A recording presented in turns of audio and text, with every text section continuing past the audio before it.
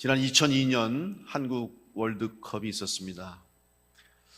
우리나라가 4강까지 올라가서 4위라고 하는 좋은 성적을 거두었습니다. 이때 특별히 전 세계가 우리 한국 월드컵을 통해서 우리 한국 국민의 응원하는 모습을 보면서 큰 놀라움을 가졌습니다.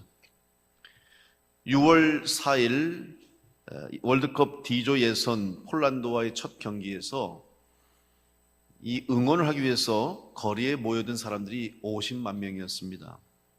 미국 전에는 77만 명, 포르투갈 전에는 279만 명, 이탈리아 전에는 420만 명, 스페인 전에서는 500만 명, 그리고 독일과의 4강의 경기에서는 무려 700만 명이 거리에 나왔어요. 가정에서 텔레비전을 봤던 사람까지 포함하면 아마 거의 전 국민들이 이 경기를 지켜보면서 응원했을 것입니다.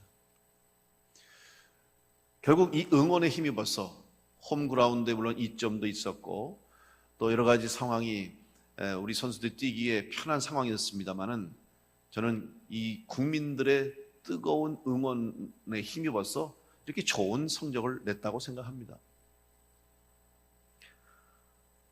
지금은 바로 그 어느 때보다 응원이 필요한 때가 아닌가 생각이 됩니다. 누군가의 응원이 있으면 우리는 힘을 내게 됩니다. 누군가 나를 위해서 박수를 쳐주고 나를 위해서 격려를 해주며 또 사랑의 눈빛을 가지고 나를 바라볼 때 우리는 지쳐 있다가도 다시 힘을 얻게 되고 쓰러져 있다가도 다시 일어나게 됩니다. 좋은 말을 해주거나 꼭 나에게 좋은 것을 주어서가 아니라 그저 나와 함께 한다는 그것만으로 때로는 이름 한번 불러줬는데도 그저 나를 향해서 기도 한번 해줬을 뿐이지만 그것이 우리에게 얼마나 큰 힘이 되는지 알 수 없습니다. 오늘 특별히 우리가 살아가는 지금 이 시대, 지금 이 상황, 이 형편, 처지가 얼마나 힘듭니까? 많은 사람들이 지쳐있고 많은 사람들이 지금 힘들어하고 있습니다. 바로 이때야말로 응원이 필요한 때가 아닌가 생각됩니다. 그런데 오늘 우리들의 주변과 또 우리들의 상황과 우리나라를 보면 응원하기보다는 서로 헐뜯고 서로 비난하고 비방하고 서로 끌어내리려고 하는 모습들을 봐요. 여러분, 이럴 때야말로 먼저 우리 하나님의 사랑을 알고 또 믿음으로 사는 우리들, 또 사랑을 외치는 우리 그리스도인들이 먼저 우리 이웃과 우리 지역과 사회, 세상을 향해서 응원하고 격려할 수 있는 성도들이 되어야 할 줄로 믿습니다. 응원한다고 하는 것은 참 좋은 일입니다. 그런데 응원을 하는 것은 바로 그만큼 우리의 마음이 또 우리의 심령이 먼저 건강하고 또 사랑으로 가득 차 있어야 되죠. 내가 피폐하고 지금 내가 목말라 하고 있는데 다른 사람을 돌아볼 수가 없어요. 다시 말하면 내가 은혜 받고 내가 먼저 예수님의 사랑으로 충만할 때 다른 누군가를 응원할 수가 있습니다. 오늘 말씀은 예수님께서 시험을 당하시는 장면입니다. 예수님을 모함하고 시험에 빠뜨리기 위해서 바리새인들과 율법학자들이 예수님을 향해서 이제 함정을 파놓은 그 사건을 경험한 후에 주님께서 그들에게 주셨던 말씀입니다. 따라서 오늘 요한복음 8장 12절의 말씀을 생각하기 위해서는 그 앞부분인 요한복음 8장 1절로 11절에 일어난 사건을 먼저 생각해야 됩니다. 그 사건은 여러분이 잘 아시는 간음하다가 현장에서 잡혀온 여인에 관한 말씀입니다. 여러분, 그 당시에 율법으로 간음하다가 현장에서 잡히면 돌로 쳐 죽이게 되어 있습니다. 그런데 이 여인을 지금 예수님께로 데리고 왔습니다. 예수님을 시험하고 예수님을 모함하기 위한 계획이 율법학자들과 바리새인들에게 있었다는 거죠. 만약 정말로 그 여인을 법대로 그들이 정죄하고 심판했더라면 그 자리에서 죽였어야죠. 그 자리에서 돌을 쳤을 겁니다. 그런데 그 여인을 지금 예수님께로 끌고 왔다는 이 사실 하나만 봐도 그들의 의도가 무엇인지를 알 수가 있는 거죠. 예수님은 그것을 알고 계셨습니다. 그래서 자기 앞으로 끌고 온 그 여인을 보시면서 주님은 조용히 곰곰이 생각하시다가 땅에 글씨를 쓰셨습니다. 주님이 하신 말씀은 죄 없는 사람이 먼저 돌로 쳐라 이렇게 얘기하시고 글씨를 쓰셨어요. 무슨 글씨를 쓰셨는지 무슨 글을 썼는지는 아무도 알 수 없습니다. 많은 성서학자들이 예수님이 쓰신 글이 뭘까를 연구하고 각자의 주장에 또 각자의 여러 가지 이론을 맞춰서 이야기하지만 알 수가 없죠. 성경에 기록되어 있지 않기 때문에 우리는 예수님이 무슨 글을 쓰셨는지 알 수 없습니다. 그러나 분명한 것은 주님의 글과 또 주님의 그 말씀, 죄 없는 자가 먼저 돌로 치라는 그 말씀을 듣고 먼저 나이 든 자로부터 나이 많은 사람들로부터 하나씩 둘씩 돌을 버려두고 떠나갔다고 성경에 기록하고 있습니다. 그리고 결국 예수님만 남게 됐습니다. 예수님은 그 여인을 정죄하지 않으셨습니다. 다시는 죄를 짓지 말라고 하시면서 그 여인을 살려주셨습니다. 그리고 나서 오늘 이 율법학자와 바리새인들에게 주님이 하신 말씀이 바로 오늘 본문의 말씀입니다. 성경에는 이 여인이 간음한 현장에서 잡힌 음행을 범한 죄, 그 외에는 이 여인에 대한 설명이 아무것도 없습니다. 그래서 학자들은 이 여인에 대해서 여러 가지 추측을 합니다. 물론 가능성을 가지고 이야기하죠. 그런데 이 여인이 어떤 여인지에 따라서 사실 그 당시에 유대인의 법은 아주 세분화되어 있기 때문에 그 처벌의 내용도 다를 수 있어요. 돌로 쳐 죽일 수도 있었지만 또 목을 졸라 죽일 수 있는 법도 있습니다. 12세 미만일 경우에는 처벌받지 않습니다. 12세 이상일 경우에 그것도 미혼인지 기혼인지 혹은 또 약혼자인지 미망인인지 여기에 따라서 적용되는 법이 다를 수 있기 때문에 추측한데 돌을 들어서 돌로 쳐 죽이라고 하는 이 율법을 그들이 가지고 왔다고 하는 걸 전제로 하면 기혼자였을 가능성이 높다 하는 것이죠. 이미 결혼한 여인이라는 소리입니다. 따라서 그 여인의 죄는 결코 넘어갈 수 있는 죄가 아닙니다. 그럼에도 예수님은 그 여인을 살려주셨습니다.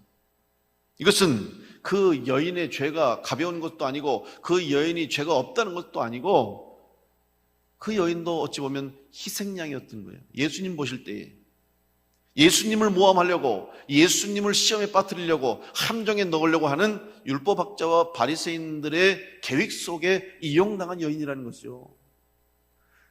만약에 정말 그들이 그 법을 위해서 그 법을 실행하기 위해서라고 했다면 그 현장에서 그 여인을 죽였어야 되는데 굳이 그 여인을 끌고 예수님께로 왔다고 하는 것은 이미 이 여인이 이용당한 불쌍한 존재가 됐다는 것이죠. 주님은 그 상황을 아셨기 때문에 그 여인을 용서하시고 살려주신 것입니다.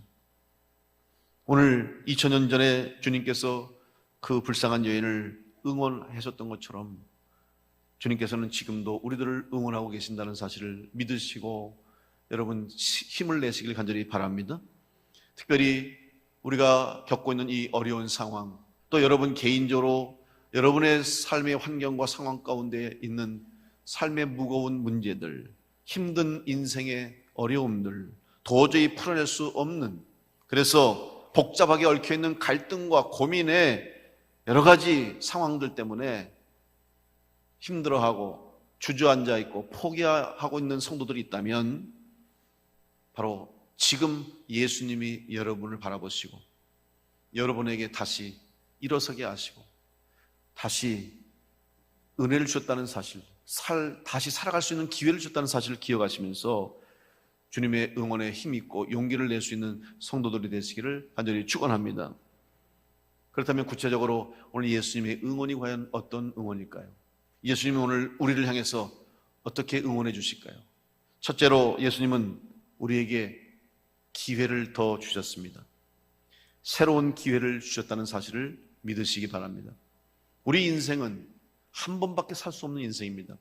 그래서 우리가 흔히 우리 인생을 비유할 때 인생은 여행자와 같은데 왕복표가 없는 인생, 다시 말하면 편도행 티켓만을 가지고 떠난 여행자와 같다고 말할 수 있습니다.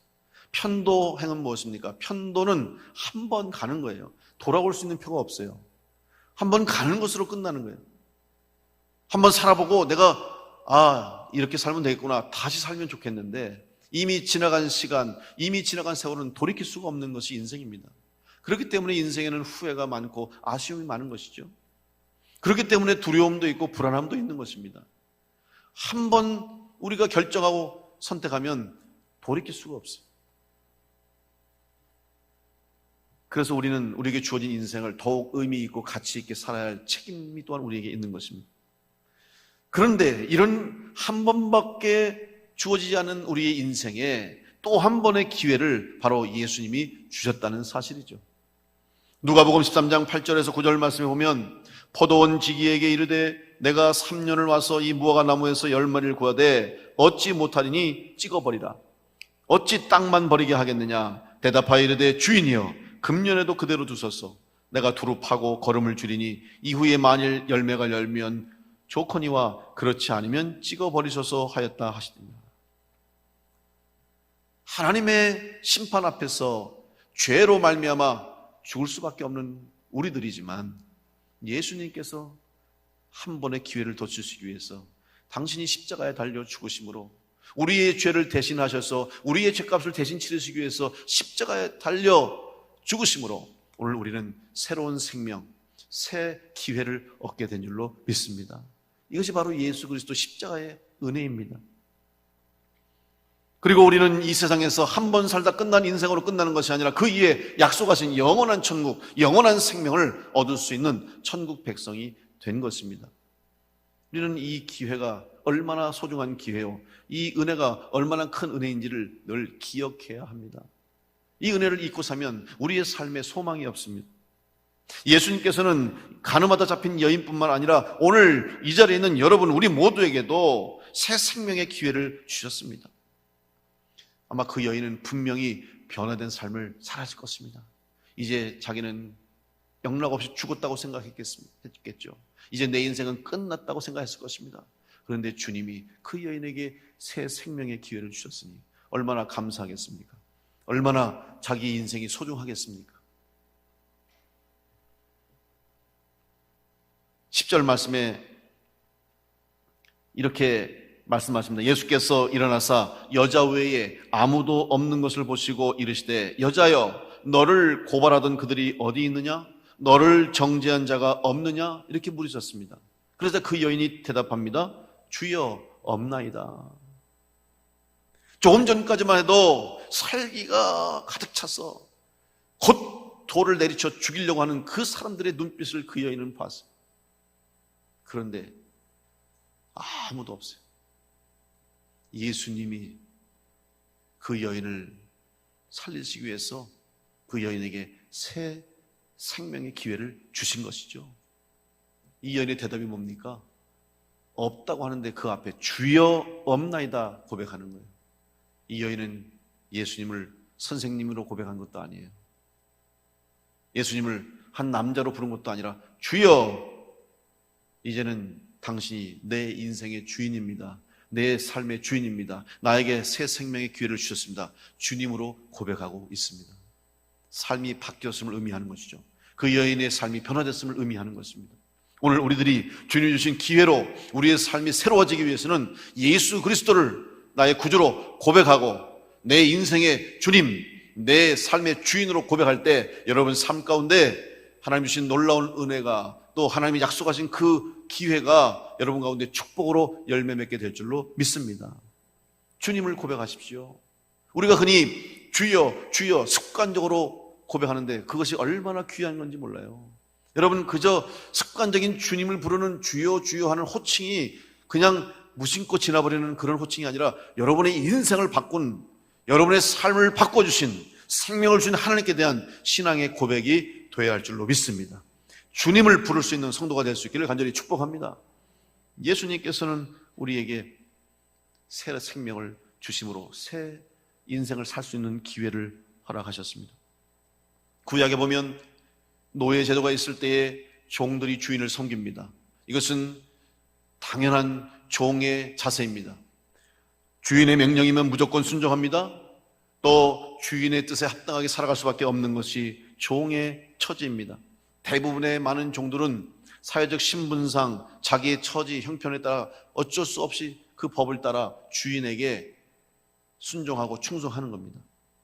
그런데 정말 기쁨으로 주인을 섬기고 최선을 다해서 주인의 뜻에 따라 살아가는 종들도 있었습니다. 그 당시에 율법을 보면 이제 희년이 있습니다. 희년. 6년 동안 일을 하고 7년째 되면 종들에게 자유를 줘요. 내가 자유의 신분, 자유인으로 살 수 있는 기회를 줍니다. 그런데 그때 아닙니다. 나는 지금까지 섬겨온 주인을 위해서 끝까지 내가 이 주인님을 섬기겠습니다라고 자기가 결정하면 종신토록 그 주인의 종이 될 수 있습니다. 출애굽기 21장 5절로 6절의 말씀 보면 만일 종이 분명히 말하기를 내가 상전과 내 처자를 사랑하니 나가서 자유인이 되지 않겠노라 하면 상전이 그를 데리고 재판장에게로 갈 것이요 또 그를 문이나 문설주 앞으로 데리고 가서 그것에다가 송곳으로 그의 길을 뚫을 것이라. 그는 종신토록 그 상전을 섬기리라. 여러분, 자유인이 됐음에도 불구하고 나는 이 주인님을 내 인생의 주인으로, 내 삶의 주인으로 섬기면서 나는 기쁘게 평생토록 살겠습니다 결정하면 재판장이 두 사람에게 약속을 하고 확인하고 문이나 문설주에다가 종의 귀를 뚫습니다. 그럼 이 귀, 여기에 구멍이 생기겠죠? 그래서 귀 뚫린 종이 되는 거예요. 귀 뚫린 종이 됐다고 하는 것은 이 사람은 자발적으로 자기 스스로 선택하고 결정해서 그 주인을 섬기겠다고 하는 그 종이 되는 거예요. 다른 종들과는 구별됩니다. 다른 종들은 어쩔 수 없이 의무적으로 할 수 없이 제도적으로 또 혹은 신분상 부모님이 종이니까 자기도 종이 되었고 아니면 죄를 져서 종이 된 사람도 있고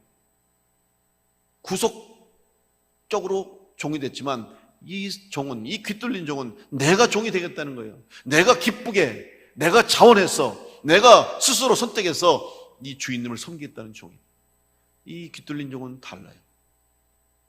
사람들이 저 귀 뚫린 종을 보면 함부로 할 수 없어요. 주인도 마찬가지예요. 주인도 그 종은 그냥 다른 종들과 똑같이 취급할 수가 없어요.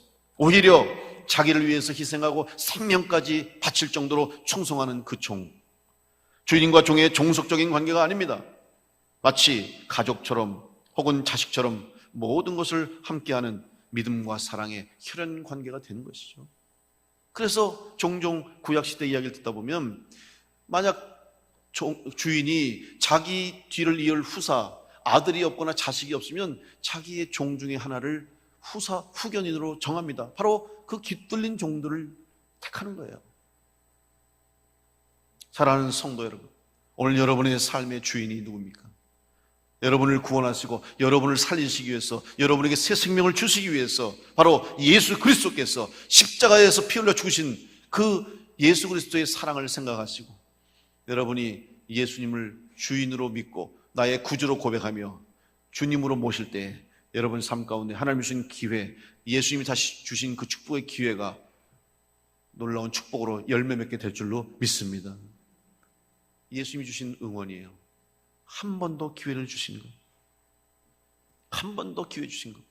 여러분 그 기회를 놓치지 않고 그 기회에 붙잡고 여러분 스스로 나는 주님의 종입니다. 예수님을 나의 주인으로 섬깁니다. 마치 귀 뚫린 종이 그의 귀에 구멍 뚫린 것을 증거로 보여주듯이 여러분의 삶 가운데 또 여러분의 인생과 여러분의 믿음의 길 가운데 예수 그리스도를 섬기는 종으로서 주님을 나의 주인으로 믿고 고백하는 그리스도인답게 증거를 나타낼 수 있는 성도들 될 수 있기를 간절히 축원합니다.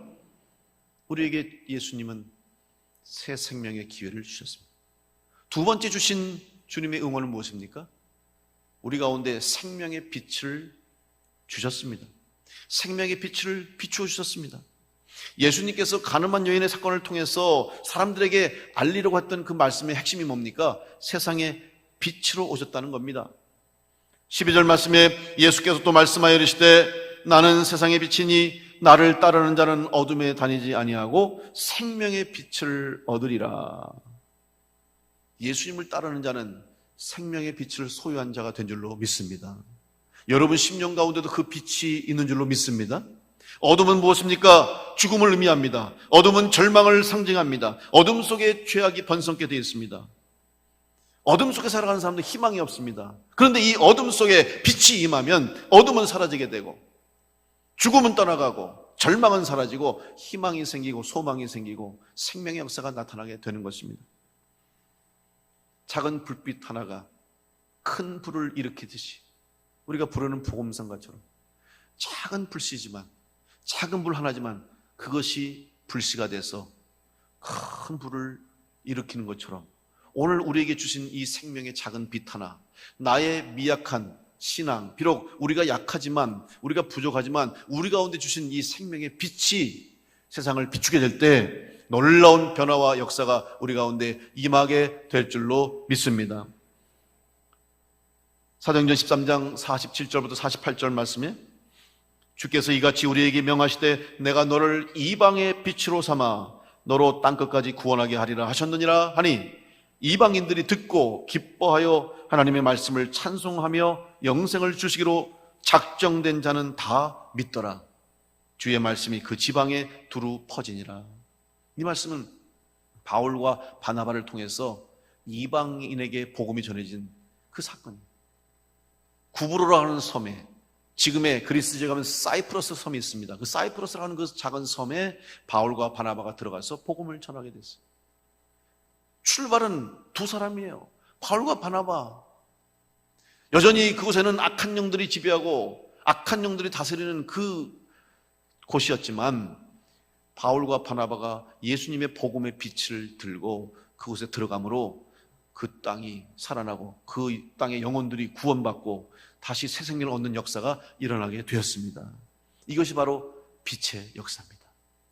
예수님께서 오늘 우리들에게 그리스도인들에게 너희는 세상의 소금이요 너희는 세상의 빛이라 말씀하신 의미가 바로 그것입니다.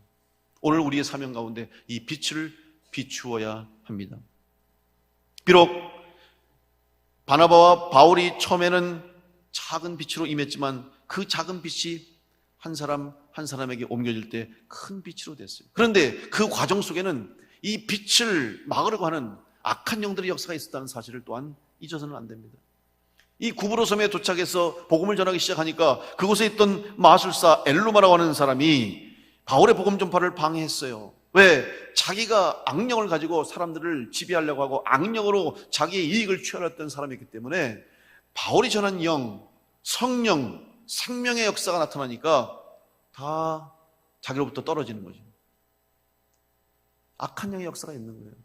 성도들에게는 보이지 않는 영적 전투가 있습니다. 그러나 여러분, 생명의 빛이 있는 곳에는 생명의 역사가 나타나게 되어 있습니다.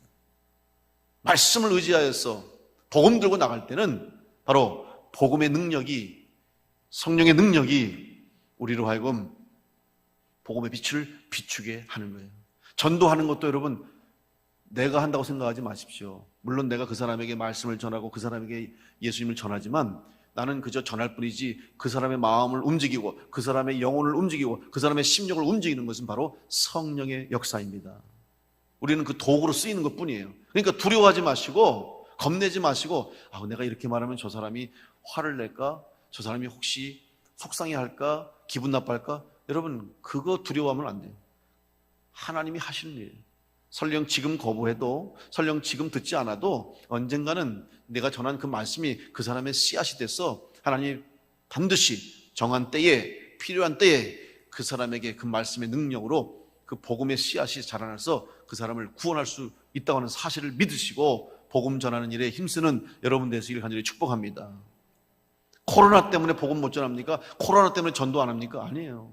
사람을 못 만나면 전화로 할 수도 있는 거고 주변에 만나는 사람들, 자연스럽게 만나는 사람들 하면 되는 거예요.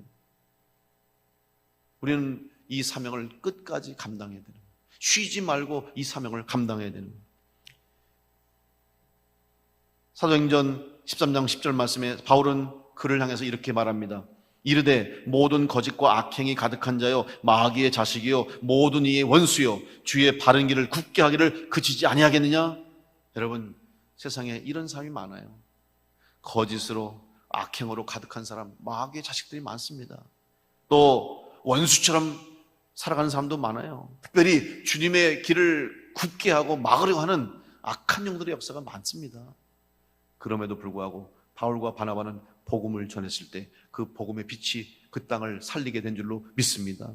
여러분 앞에 가로막는 길이 있다 할지라도, 여러분을 힘들게 하는 악한 영들의 역사가 있다 할지라도 복음 전하고 그리스도인답게 세상을 향해서 복음의 빛을 비추는 일에 주저하지 마시고 그 사명을 온전히 감당할 수 있기를 간절히 축복합니다.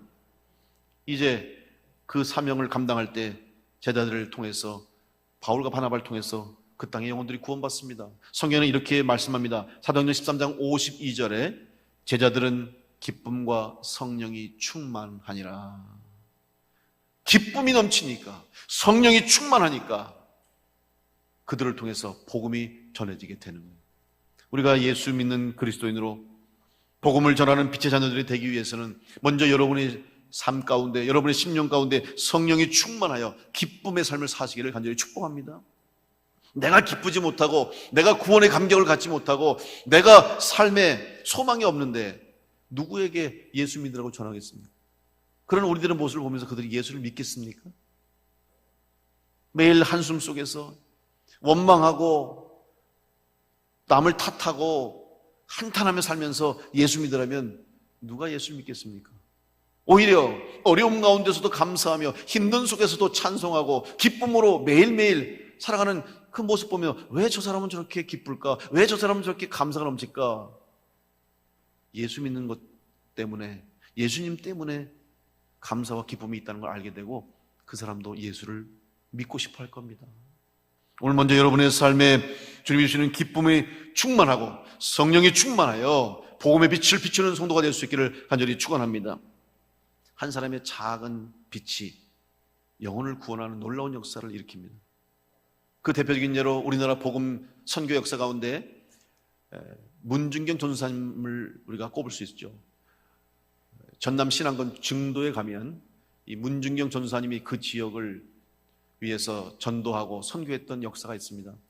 우리 교회에서 해마다 사순절이 되면 국내 성지순례를 가죠. 그래서 벌써 오래전에 이 증도에 우리가 갔던 적이 있어요. 그래서 이 문중경 전도사님의 선교와 또 순교 이야기를 우리가 배우고 온 적이 있습니다. 이분은 증도로 시집을 왔어요. 그래서 10년을 살았는데 아이를 낳지 못했어요. 그러다 보니까 집에서 결국은 소박을 당한 거죠. 쫓겨나고요. 미움을 당하다가 쫓겨났어요. 남편은 제대로 남편 구실도 못하면서 구박하고 핍박해서 결국 서울로 올라와서 이 여인은 스스로 목숨을 끊으려고 한강변을 거닐다가 어디서 찬송 소리가 들려요. 이상한, 처음 들어보는 소리예요. 사람들이 소리를 지르면서 찬송을 부르고 기쁨의 소리가 들려요. 도대체 무슨 소리인가 찾아가 봤어요. 그랬더니 그곳에 이성봉 목사님이 부흥회를 하고 있는 교회를 찾아가게 된 거예요. 그래서 한번 드러나 보자. 도대체 왜 저렇게 저 사람들이 기뻐하며 찬양할까 궁금해서 소리 듣다가 그 이야기를 듣다가 복음을 영접하게 됐고 예수님을 믿게 됐고 삶이 달라졌어요. 이제는 죽으려고 했던 그의 삶이 새 소망을 하게 됐어요. 그래서 그 목사님의 은혜를 받고 이제 목포에 내려가서 신학교를 다닙니다.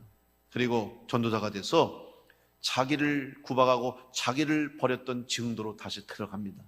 그리고 복음을 전해요. 이분이 노래를 잘했던 것 같아요. 목소리가 좋았던 것 같아요. 그래서 북을 치면서 꽹과를 치면서 찬양하면 막 아이들이 몰려들고 사람들이 몰려들어요. 그래서 그들에게 복음을 전하기 시작해요. 복음의 열매가 맺히기 시작하는 거예요. 교회를 11개의 교회를 세웠어요. 뿐만 아니라 지금도 증도에 가면 여러분 그 신안군이 특별히 기독교율이 높은데 증도 같은 경우는 90%가 기독교인이에요. 거의 모든 집이 다 예수 믿는다고 보면 돼요. 여러분, 이런 도시가, 이런 마을이 없어요. 90%가 예수 믿는 집이에요. 이 문중경 전사님 때문에. 그리고 그 지역에 많은 교회들이 섬마다 다 세워졌어요. 그 다음에 특별히 이 전사님 통해서 예수님을 믿고 예수 믿는 사람 중에서 목사가 된 사람이 68명이에요.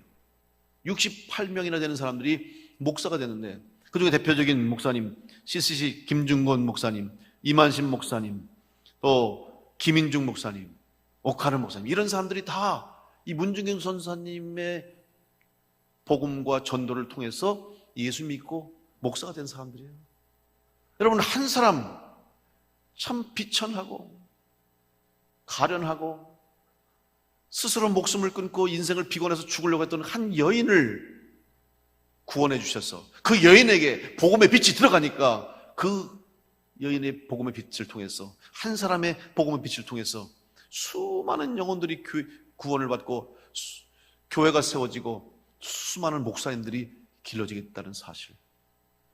여러분, 이것이 바로 복음의 빛입니다. 오늘 이 복음의 빛을 바로 우리에게도 하나님이 주셨고 여러분의 심령 속에도 하나님이 비춰주신 줄로 믿습니다. 여러분, 이 빛을 세상에 비추시기를 간절히 축복합니다. 여러분 때문에, 여러분이 가진 이 복음의 빛 때문에 내 주변에 내 가족들, 내 이웃들이 다시 살아나고 다시 새롭게 되고 생명을 얻는 역사가 있게 될 줄로 믿습니다. 생명의 빛을 비추어 주셨습니다. 우리 교회가, 우리 성도들이 바로 이 생명의 빛을 비추는 등대와 같은 교회, 세상에 빛이 되는 교회가 되기를 간절히 축원합니다. 세 번째로 예수님이 우리에게 응원하시는 것은 바로 승리하게 하신다는 사실. 하나님 아버지의 이름으로 우리에게 승리를 허락해 주셨습니다. 요한복음 8장 54절 말씀에 예수께서 대답하시되 내가 내게 영광을 돌리면 내 영광이 아무것도 아니거니와 내게 영광을 돌리시는 이는 내 아버지시니 곧 너희가 너희 하나님이라 칭하는 그이시니라.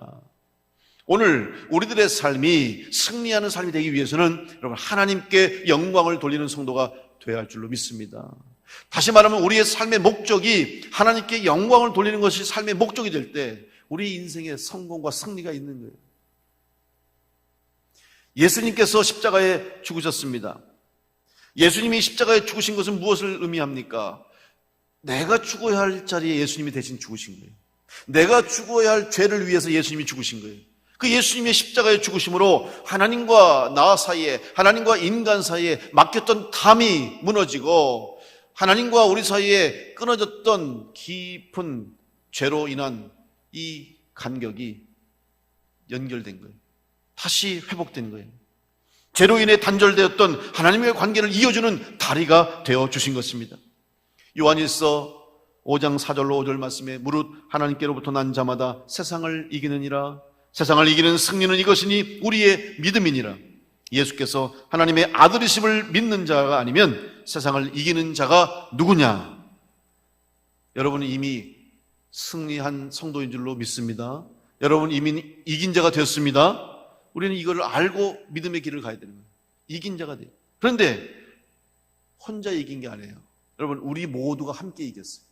교회는 공동체입니다. 교회는 한 몸이에요. 예수님의 한 몸인 우리들, 각 지체가 돼서 이 몸된 교회를 이루기 때문에 우리는 다 함께 승리한 거예요. 마치 전쟁에서 장수가 승리하면 그 장수가 이끄는 모든 부대와 장병들이 다, 병사들이 다 승리한 것처럼, 반대로 그 장수가 지면, 그 장수가 죽으면 그 군대는 다 진 거예요.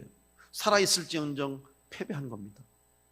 여러분, 때로는 우리가 피곤하고 지치고 상하고 쓰러져서 죽을 것 같다 할지라도 우리는 하나님과 함께, 주님과 함께, 또 하나님이 내 편이 되어주시고 주님이 우리와 함께 하실 때 우리는 결코 패배자가 아니고 실패자가 아니고 우리는 승리자요, 우리는 성공한 인생이 된 줄로 믿습니다. 그 믿음을 가지고 여러분 다시 일어서십시오. 교회는 경쟁을 하는 곳이 아니에요. 교회가, 이 세상은 경쟁이잖아요. 모든 것이 경쟁이에요. 다른 사람을 이겨야 돼요. 다른 사람보다 더 앞서야 되고, 저 사람을 내가 제쳐야 내가 앞서가는 거고, 학교 교육도 그래요. 1등 해야 돼요. 1등 하려면 쟤보다 내가 더 나아야 돼요. 쟤를 밟아야 되고 내 친구들을 이겨야 되니까. 여러분, 이게 얼마나 마음이 불편하겠어요. 사이좋은 친구인데도 불구하고 한 사람은 웃어야 되고 한 사람은 울어야 된다면 이런 세상이 얼마나 불행합니까? 근데 여러분, 이걸 누가 만들었습니까? 원래 하나님이 창조하신 세상이 그렇습니까? 아닙니다. 원래 하나님이 창조하신 세상은 모두가 함께 웃는 세상이에요. 모두가 함께 이기는 곳이에요. 모두가 함께 승리하는 곳이 하나님이 창조하신 세상이요, 하나님이 창조하신 인간 사회인데 우리가 욕심 때문에 우리들이 스스로 그렇게 만들어 놓은 거예요. 그런데 여러분, 지금 현실도 마찬가지예요. 우리나라의 교육 이 상황이 경쟁을 할 수밖에 없는 상황으로 만들었는데, 여러분, 유럽에 가면 달라요. 유럽의 많은 나라들 보면 지금 교육, 우리보다 월등히 높은 교육 수준을 가지고 있는데 그곳에 경쟁이 있습니다만은 그 경쟁은 우리같이 서로 죽이는 경쟁이 아니에요. 다시 말하면 1등만을 주목하고 1등만이 살아남는 나라가 아니에요. 그런 교육이 아니에요. 1등은 1등대로 가치가 있고 그 다음에 등수를 매기지 않는다고 그러죠. 다시 말하면 내가 더 공부하고 싶어서 대학 가면 그 친구는 더 공부하고 대학 가서 하고 싶은 공부를 하는데 나는 대학 가기보다는 내가 하고 싶은 일을 한다. 그러면 그 친구는 그렇게 하는 거예요. 근데 나중에 그 이후의 삶이 차이가 나냐? 아니에요. 똑같아요. 그들의 삶의 수준, 생활의 수준, 다른 사람에게 또 대하는 모든 관계들이 다르지 않다는 거예요. 그러니까 자기가 받은 그 달란트, 자기의 재능을 살려서 공부를 더 하든지 자기가 선택한 직업을 위해서 자기가 선택한 일에 몰두하는 거예요. 기쁨으로 하는 거죠. 그러니까 다 같이 함께 사는 거죠. 반드시 대학을 나와서 반드시 남들과 시험을 봐서 이겨서 또 다른 사람보다 더 월등해야만 살아남는 게 아니라 각각 자기의 분야에서 각각 자기가 하고 싶은 일을 통해서 자기에게 주어진 그 사명을 가지고 그것을 일할 때 스스로가 만족하고 행복하고 또 스스로 살아갈 수 있는 세상이 된 거죠. 여러분, 경쟁하는 게 아니에요. 교회는 경쟁하는 곳이 아니에요. 다시 말하면 나만 구원받아야지, 나만 예수 믿어야지. 성경에 그런 말씀이 어디 있어요?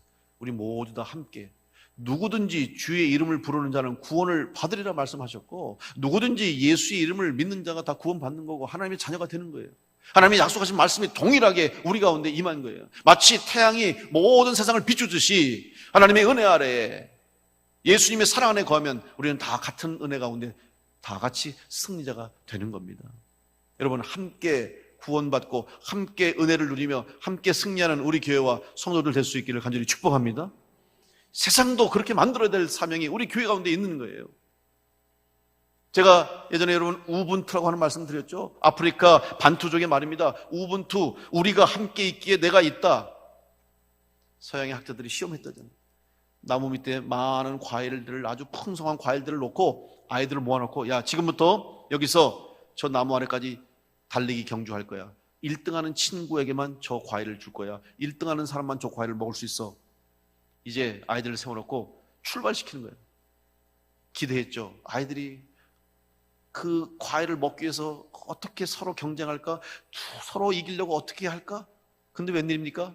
아이들이 서로를 쳐다보면서 웃으면서 손을 잡고 걸어가는 거예요. 다 걸어가더니 나무 주위에 뚱 이렇게 알더니 서로 하하호 웃으면서 과일을 나눠 먹는 거예요. 충격을 받았어요. 이 서양학자가. 아이들이 물었어요.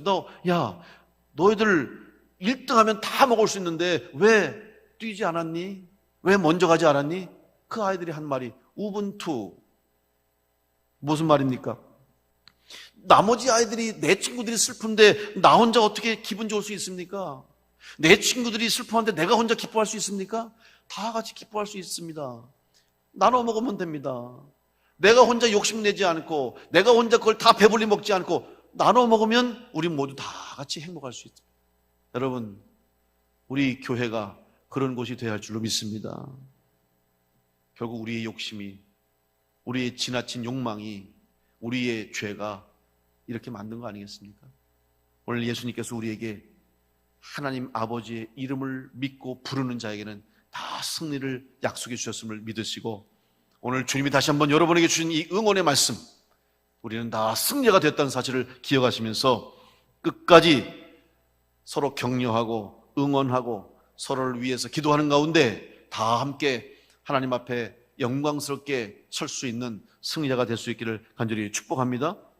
지금 우리는 많이 지쳐 있습니다. 지금 우리가 살아가고 있는 이 세상과 우리의 삶의 자리가 너무 피곤합니다. 너무 힘듭니다. 불안합니다. 걱정, 근심 많습니다. 이럴 때일수록 응원이 필요한 때인 줄로 믿습니다. 여러분, 예수님께서 여러분을 응원해 주셨듯이 여러분의 이웃들, 여러분의 옆에 있는 가족들, 여러분 친구들, 또 이 세상 사람들, 낙심하고 절망하는 사람들을 향해서 예수님의 응원의 말씀, 복음을 전하는 성도가 될 수 있기를 간절히 축복합니다. 새로운 생명을 주셨고 그 새로운 생명을 우리가 가짐으로 이제 천국 백성이 될 수 있는 기회를 주셨다는 사실을 믿으시고 이 복음을 전할 수 있기를 바랍니다. 또한 어두운 세상 가운데 구원의 빛과 생명의 빛을 비추어 주셔서 절망 속에서 희망 갖게 하신 주님의 말씀을 붙잡고 다시 한번 이 세상 가운데 복음의 빛, 생명의 빛을 비추는 성도들 될 수 있기를 간절히 축원합니다. 우리 인생이 끝까지 승리하는 인생이 될 수 있도록, 하나님의 영광을 드러낼 수 있도록 십자가에 죽으시고 다시 살아나신 예수 그리스도, 영원한 승리자가 되신 예수님을 바라보면서 우리도 그 승리에 동참할 수 있는 은혜가 주어졌음을 믿으시고 오늘 예수님의 응원의 말씀을 힘입어 여러분 다시 한번 승리자가 되시고 이 세상을 향해서 복음의 등불을 들고 세상을 향해 나갈 수 있는 믿음의 복된 성도들 될 수 있기를 간절히 축원합니다. 기도하겠습니다.